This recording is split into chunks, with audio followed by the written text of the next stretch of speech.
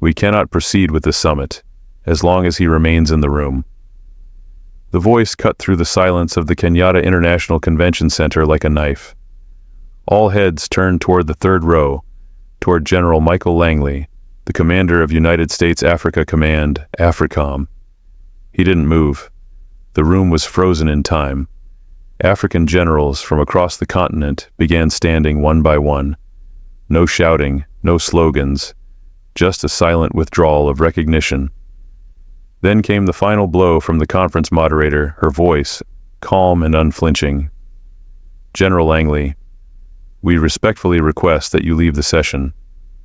3 hours earlier, a convoy of black SUVs rolled steadily down Uhuru Highway. 2 police motorbikes led the way, clearing traffic, as the lead vehicle bore a small American flag on its hood. Inside sat General Langley, gaze fixed out the window, his face unreadable. This was not his first visit to Africa, but it was by far the most delicate. Just days earlier, before the United States Senate Armed Services Committee, Langley had stated, "The government of Burkina Faso is diverting $4 billion in gold reserves to maintain military rule, not to serve its people." What he intended as a military observation ignited a firestorm across West Africa. Protests erupted from Ouagadougou to Niamey. Editorials accused AFRICOM of neo-colonial arrogance. The narrative had changed. AFRICOM was no longer a protector, but a predator. Langley knew the storm he was walking into. Still, he believed diplomacy and military professionalism would prevail at the African Chiefs of Defense Conference in Nairobi. But as he stepped into the Grand Hall that morning, it became painfully clear things had changed. There were no handshakes, no warm greetings. The generals, those he had once worked alongside in counter-terrorism exercises, barely acknowledged his presence. Langley made his way to the seat marked United States Africa Command and opened his briefing folder. But his name was never called. Instead, a general from Burkina Faso stood and said calmly but firmly, "We will not sit beside a man who publicly questions our sovereignty on African soil." Langley froze, and so began the first diplomatic ejection of a U.S. general from an African security summit. The hall remained silent, tense enough that the scrape of leather chairs could be heard with startling clarity. General Langley still had not risen. He scanned the room. Familiar faces, once friendly allies in the fight against extremism, now looked at him as though he were a stranger, or worse, an intruder. "I came here to engage, not to command," he finally said, measured and steady. "If my remarks were misunderstood, I am willing to clarify right here before the entire assembly." Some eyes flickered, but the man who had spoken first, General Traoré of Burkina Faso, did not waver. Once a U.S.-trained officer, Traoré now spoke with calm conviction. "This is not about misunderstanding. This is about dignity. African sovereignty does not require clarification. It demands respect. And respect begins with knowing when not to speak." His words were met with nods, not applause, but something more powerful, silent agreement. Then, from the Kenyan host delegation, the event coordinator approached. She was composed, "Direct General, with all due respect, this summit is for African defense leaders. It is no longer appropriate for AFRICOM to assume center stage. We ask that you withdraw." Langley's jaw tensed. He had never been dismissed like this, not in Mogadishu, not in Tripoli, not even in Washington. Yet here, in a room full of former allies, his authority had evaporated. He stood slowly, straightened his uniform, and without another word, walked toward the exit. Cameras followed every step. Photographers scrambled. Outside, a small crowd had gathered. Some were journalists. Others were protesters holding signs that read, "Not your battleground. Africa decides." That afternoon, the incident made global headlines. U.S. general expelled from African summit blared the banners across CNN, BBC, and Al Jazeera. Social media exploded. Hashtags like Langley out, Respect Africa, and AFRICOM and Welcome trended across 14 African nations. in Burkina Faso state television called it a turning point in modern African diplomacy. A commentator said, "For the first time, an American general was asked to leave not by war, but by principle." Even in countries with strong U.S. ties, such as Rwanda and Kenya, citizens began questioning the nature of their military partnerships. At the summit, for the first time in decades, African military leaders held a session without the presence of any American official. One topic dominated the agenda: have we outsourced our sovereignty too long?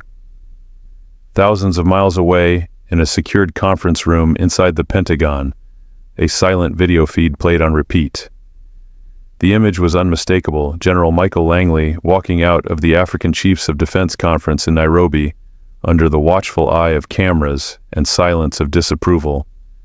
No one in Washington could deny it. This was a public relations disaster, and worse, a strategic one. At the White House, the National Security Council held an emergency meeting. Briefings were revised. Talking points were crafted. One advisor even suggested that Langley should publicly apologize, but the general refused. "If we apologize every time an uncomfortable truth is spoken, we will say nothing of value."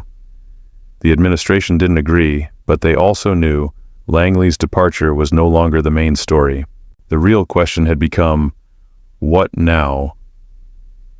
In Ouagadougou, President Ibrahim Traoré addressed his nation from the presidential palace. Wearing his traditional military fatigue, flanked by ministers and officers, he delivered a brief but powerful statement. "Our gold, our blood, our land, they belong to the people of Burkina Faso. No foreign general, no matter how decorated, will tell us how to defend our sovereignty." His words were echoed across the Sahel, in Bamako, Niamey, and even in cities like Accra and Dakar, where ties with the West remained stronger. Debates erupted on radio shows and news panels. University students marched in support of Traoré. Civil society leaders called for the revision of all existing security agreements with foreign powers. And in one notable case, the Parliament of Mali moved to audit all military cooperation contracts signed since 2010. Back in Nairobi, something unexpected happened. The summit, now free of American presence, entered its most productive phase. Delegates from 38 African nations agreed to form a working group, the African Defense Autonomy Initiative. Its mission to create a long-term strategy for self-reliant regional security without dependence on foreign command structures. Kenya's Chief of Defense Forces, General Kamau, summed it up in one line: "We will still work with our friends, but we will not be commanded." The room applauded, not out of defiance, but out of unity. Something long dormant had awakened. Not everyone celebrated. In Washington, some lawmakers expressed concern that Africa was drifting into the orbit of rival powers, like China and Russia. Defense contractors warned that billions of dollars in military cooperation funding might be at risk. Media pundits debated had the U.S. lost the soft power war in Africa, but others saw it differently. Former U.S. Ambassador to Nigeria, Linda Thomas Greenfield, remarked during a live interview, "Africa doesn't hate America. Africa hates being patronized. This isn't a rejection of partnership, it's a demand for respect." And within AFRICOM, quiet internal discussions began. Should they restructure? Should U.S. military presence be scaled down or redirected? No answers came immediately, but the questions were being asked, and that was new. Meanwhile, across African media, the narrative had shifted. For once, the continent wasn't the passive recipient of foreign opinion. It was the protagonist.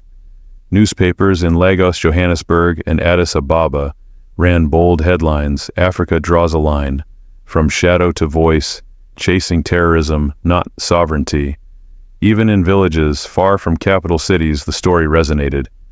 Radio hosts translated the event into local dialects, drawing parallels to struggles from colonial times.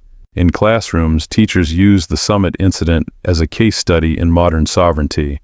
And online, young Africans tired of decades of foreign lectures turned Langley's departure into a meme, then into a movement. The story did not end with one general being shown the door. It began with that. Because in pushing back, Africa didn't declare war, it declared agency. Langley returned to Washington a week later. His career was not over, but something else was the era of quiet compliance.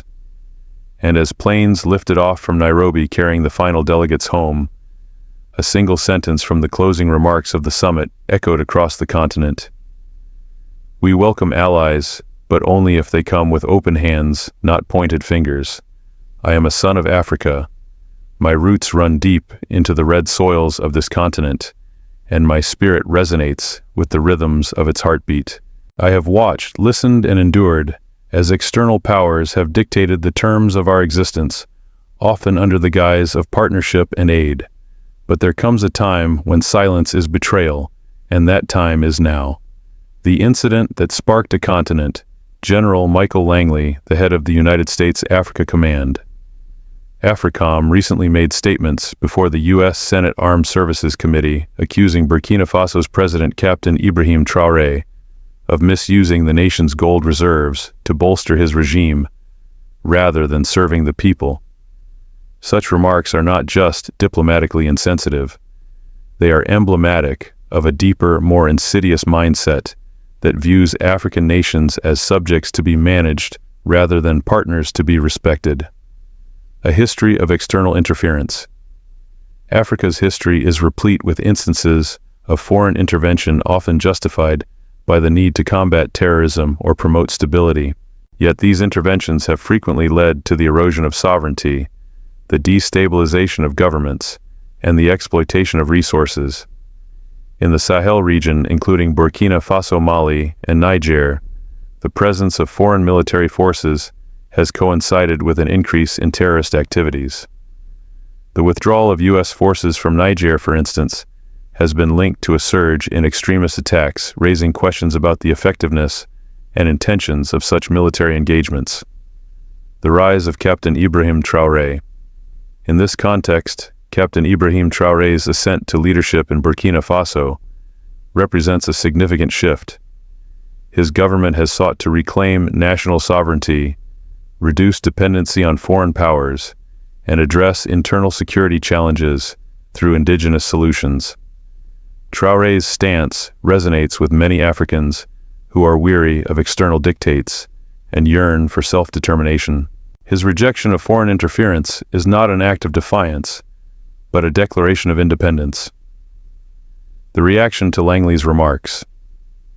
General Langley's comments have sparked widespread outrage across the continent. In Burkina Faso, thousands rallied in support of President Traoré, denouncing the general's statements as neo-colonial and disrespectful. Such reactions underscore a growing sentiment among Africans, a refusal to be patronized or dictated to by external powers. The era of unquestioned foreign influence is waning, replaced by a demand for mutual respect and genuine partnership. The need for a new paradigm. Africa does not reject cooperation. It rejects condescension. The continent seeks partnerships based on equality, transparency, and mutual benefit. This requires a fundamental shift in how foreign powers engage with African nations. Military aid should not come with strings attached that compromise sovereignty. Economic assistance should empower local industries rather than create dependency. Diplomatic relations should be grounded in respect for African agency and decision-making. Conclusion: a call for respect and partnership. General Langley's remarks serve as a stark reminder of the challenges Africa faces in asserting its sovereignty. However, they also highlight the resilience and determination of its people to chart their own course. As an African, I call upon all external actors to recognize and respect our right to self-determination. Engage with us as equals, not as wards. Support our initiatives without imposing your agendas. Understand that true partnership is built on mutual respect, not paternalism. Africa is rising not in opposition to the world, but in affirmation of its place within it. We welcome collaboration, but we will no longer tolerate condescension. The time for a new respectful engagement with Africa is now. What General Langley may have underestimated is that Africa today is not the Africa of yesterday. This continent is no longer merely listening, it is speaking, loudly. And it is no longer speaking in whispers or coded diplomatic statements. It is speaking through protests in Ouagadougou, through public statements from leaders like Traoré, and through the awakening of a new generation that refuses to be silenced or manipulated. Across university campuses in Dakar, Nairobi, Bamako, and Kinshasa, students are discussing sovereignty not as an abstract ideal, but as a tangible right, something to fight for, something to claim. In marketplaces, farmers and traders who never studied political science are now speaking of neo-colonialism and the control of resources. In villages where internet connection is patchy at best, the name Langley has come to symbolize a turning point, one that has stirred not only anger but clarity. This is not about one general nor one country. It is about an entire continent drawing a line in the sand and saying enough. The power of a new generation. I am part of a generation that grew up in the shadow of structural adjustment programs, of IMF conditionalities, of World Bank statistics, and foreign soldiers training our armies. I saw my country's leaders more concerned with pleasing donors than protecting citizens. I watched contracts for roads and hospitals be approved only when they aligned with Washington's priorities, and I saw how quickly those funds vanished when our choices didn't match the narrative preferred by powers far away. But now there is a fire burning. My generation is rising. We are engineers building our own infrastructure, journalists telling our own stories, entrepreneurs defying the stereotype of the helpless African. And now, with voices echoing across borders, we are citizens demanding dignity. Let me be clear, we do not seek isolation. We are not xenophobic. We welcome genuine friendship. But friendship is not founded on imbalance, and certainly not on threats disguised as guidance. We will not accept aid that comes with a leash. We will not accept security that is conditional on silence. And we will not accept lectures from those whose hands are far from clean. Why Traoré matters. Captain Ibrahim Traoré is not perfect, no leader is.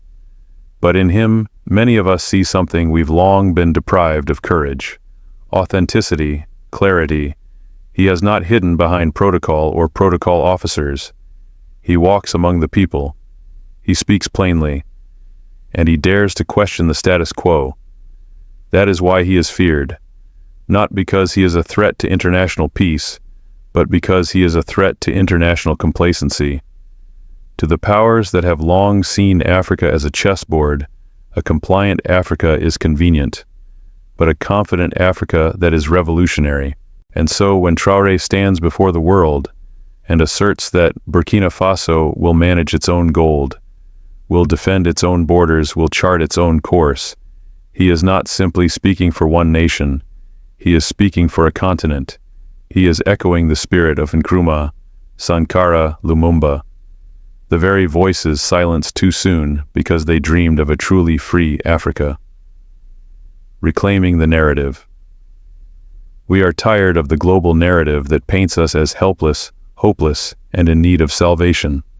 We do not need saving. We need space to breathe, to grow, to lead. The cameras only come when there is war, famine, or coups.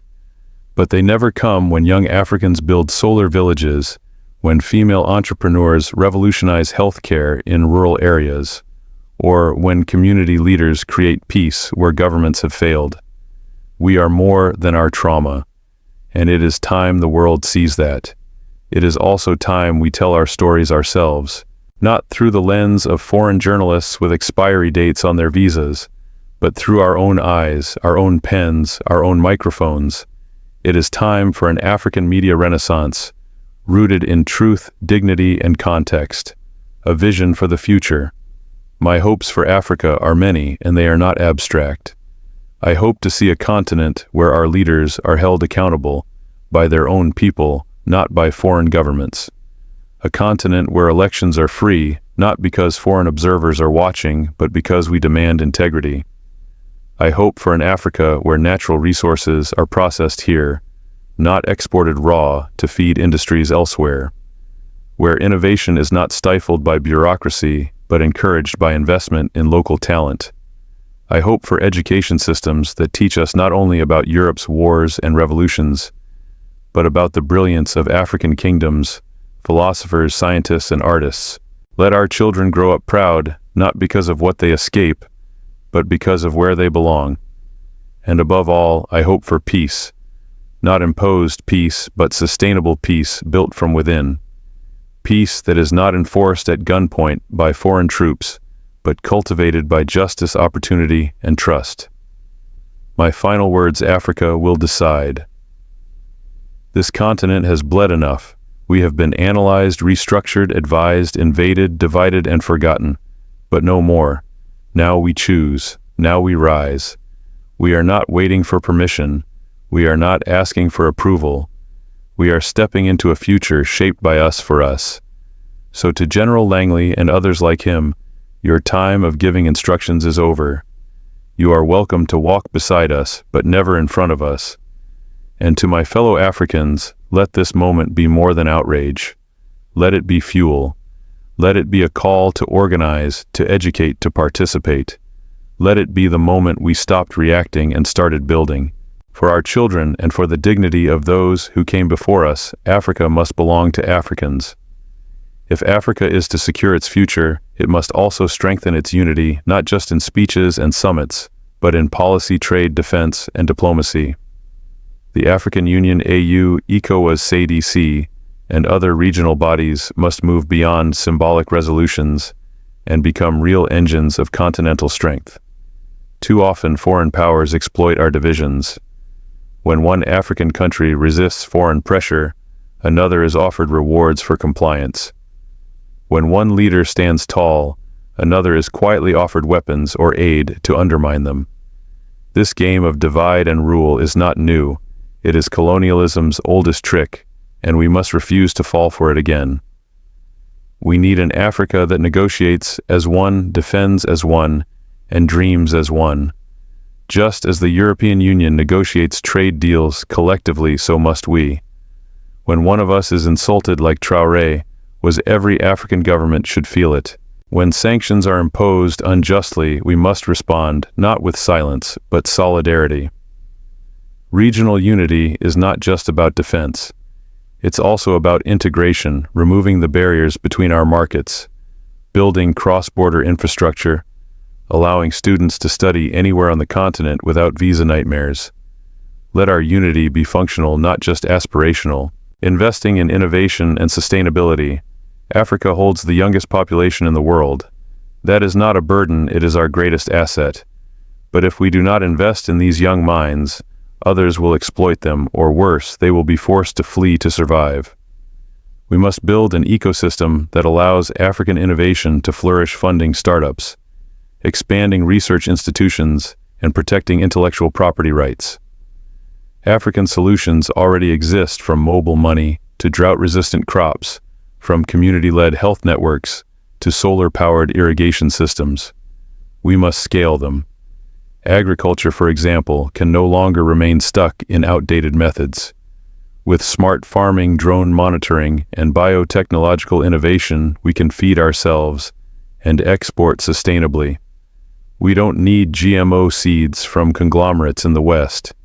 We need investment in our farmers, our land, and our science. And as the climate crisis accelerates, Africa must leapfrog into green energy. We have the sun, we have the wind, we have the young engineers.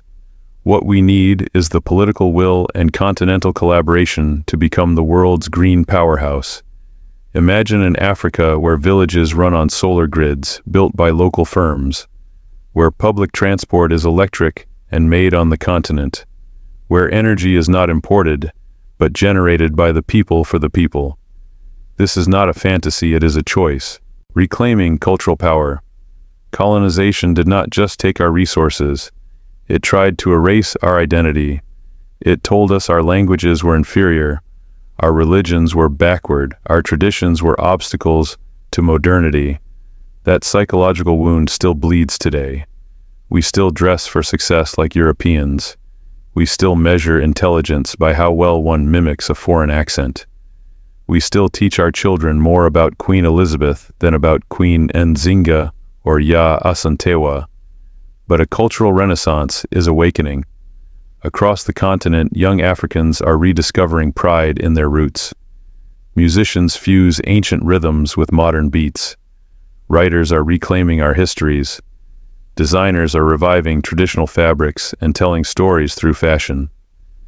Filmmakers are rejecting the lens of pity and showing Africa as a place of joy, drama, brilliance, and beauty. But we must do more. African languages must be taught in schools as languages of power, not just heritage. Our children should grow up reading African philosophers, not just Descartes and Aristotle.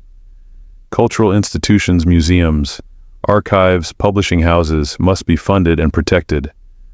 Our art is not just decoration, it is resistance, it is education, it is liberation. Digital sovereignty.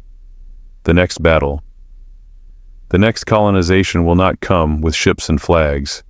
It will come through servers, apps, and surveillance. Right now, most African governments use foreign-made software for national data storage. Our biometric IDs, health records, voting systems, even military communications are often managed or hosted by foreign companies. This is a crisis waiting to happen. Social media platforms shape public opinion, spread disinformation, and influence elections, all from offices outside our jurisdiction. African content creators rely on algorithms they do not control. African users' data is harvested without their consent. We must wake up.